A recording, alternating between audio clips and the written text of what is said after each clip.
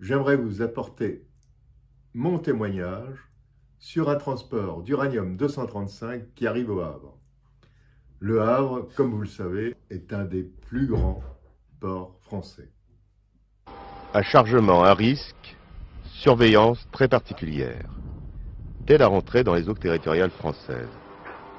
La raison invoquée, la possibilité de détournement de matières fissiles à des fins militaires. Une surveillance couverte par le secret défense. On doit être alerté un certain temps avant, on examine les éléments qu'on a en notre possession pour donner notre accord. Mais évidemment, ça s'applique au territoire français, puisque la sécurité, pour des raisons évidentes, en particulier liées à la confidentialité, sont pour l'instant nationales.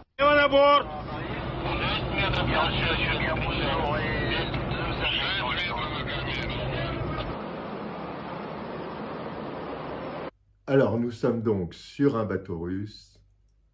Cet uranium-235 a été produit en Russie. Les équipes de la COGEMA attendent l'uranium.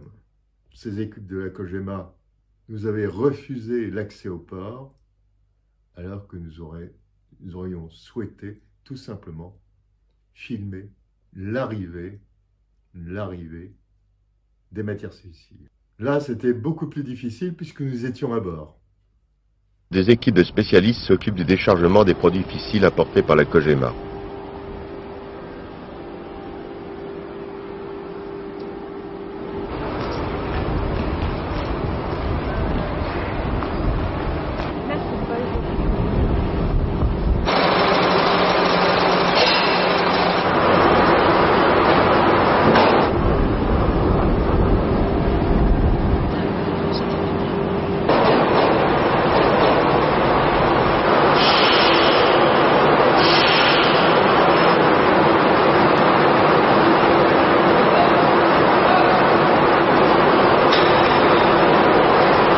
Alors, ces échanges commerciaux que l'on peut qualifier de très stratégiques ont été actés par l'Union soviétique et le gouvernement de Charles de Gaulle. Nous avons depuis 25 ans un contrat d'enrichissement d'uranium naturel en Russie. Donc nous apportons de l'uranium dit enrichi. Depuis, nous avons développé notre propre outil de production. Nous continuons à importer des Américains et des Russes, mais également nous exportons auprès de tous les pays qui ont des centrales nucléaires. Que peut-il se passer si un conteneur tombe et se brise? Pour la sûreté, c'est le colis qui est agréé. D'accord. N'importe quelle compagnie pourrait transporter ce type de matériaux. Oui, c'est le colis est agréé. Il n'y a pas eu d'accident, il y a eu quelques incidents. Les derniers en date ayant eu lieu au Havre, d'ailleurs les dockers un peu trop pressés ont commis une erreur et un fût a été percé. Un fût de quoi? Un fût d'uranium. Un périmètre de sécurité a établi. La brigade d'intervention spécialisée du Havre a été appelée en urgence. On a constaté qu'il n'y avait pas de fuite et on en est resté là. Ces conteneurs résistent à des chutes, pas n'importe quelles. Il peut y avoir des cas où effectivement on peut toujours penser que ça se produit. Et effectivement, il y a effectivement un risque dans ce cas qui n'est pas radioactif, qui est chimique. Et le fait que le produit transporté des hexafluorures a la particularité de réagir avec l'humidité ambiante et dans ce cas-là, ça se décompose. On a un oxyde d'uranium qui, compte tenu de la densité d'uranium, reste sur place, hein, ça ne se transporte pas, c'est lourd, donc ça reste sur place. Et un gaz d'acide fluorhydrique qui lui est un toxique chimique, donc qui fait un nuage plus ou moins important. La quantité finalement qu'on transporte ont été faites de manière à limiter effectivement les possibilités d'émission. Donc des limitations du risque, c'est le fait qu'individuellement chaque fût a une quantité relativement limitée de matière. Et donc le nuage correspondant aurait effectivement, il faut faire attention, mais ça serait limité. En général, donc limité sur là où ça se trouve.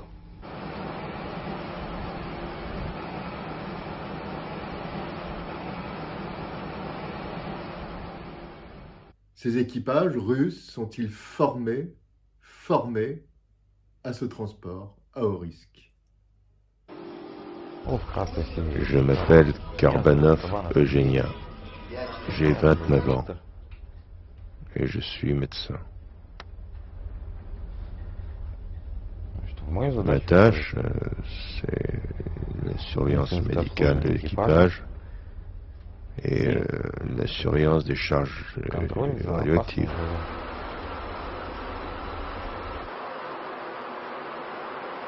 Quel que soit le problème qui peut survenir, y compris un conteneur qui se brise pendant la tempête ou une fuite, on assure la sécurité en premier lieu de l'équipage et ensuite de la cargaison. Et si la cargaison se trouve sur le pont, il est prévu de la jeter par-dessus bord s'il y a un danger pour la vie humaine. Если существует опасность для жизни человека. Y compris pour l'uranium enrichi? Да, если возникает опасность, S'il y a un danger d'incendie ou un quelconque danger pour la vie humaine, on peut, selon la consigne, se débarrasser de la cargaison. то от груза, значит, по инструкции можно избавиться. La cargaison se trouve toujours dans la soute ou elle est parfois sur le pont? Не всегда, Ça иногда. peut être sur le pont. C'est pas un équipage français, je ne réponds pas de la qualité des équipages russes, si vous voulez. Je trouve ça aberrant, c'est tout. Voilà ce que je vous réponds. Je trouve ça aberrant. Et si je sais que c'est comme ça, alors là, ce genre de navire, j'aime mieux vous dire qu'on va aller inspecter et vérifier la qualification des équipages. Alors, parce que c'est complètement aberrant d'avoir des déclarations comme ça. Maintenant, on ne peut pas empêcher non plus qu'il y ait des individus bizarres à n'importe quel endroit que ce soit, mais c'est tout à fait hors norme. Une déclaration comme ça me sidère, je dirais. Ça serait pas dramatique, hein. C'est pas...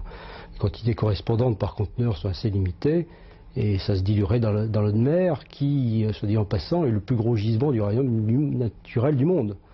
Il y a beaucoup d'uranium dans l'eau de mer. Les producteurs russes d'uranium enrichi fonctionnent dans le cadre d'une économie de transition, où les contraintes de l'économie occidentale ne s'appliquent pas, ce qui leur permet de proposer leur production à des prix sans rapport avec leurs coûts.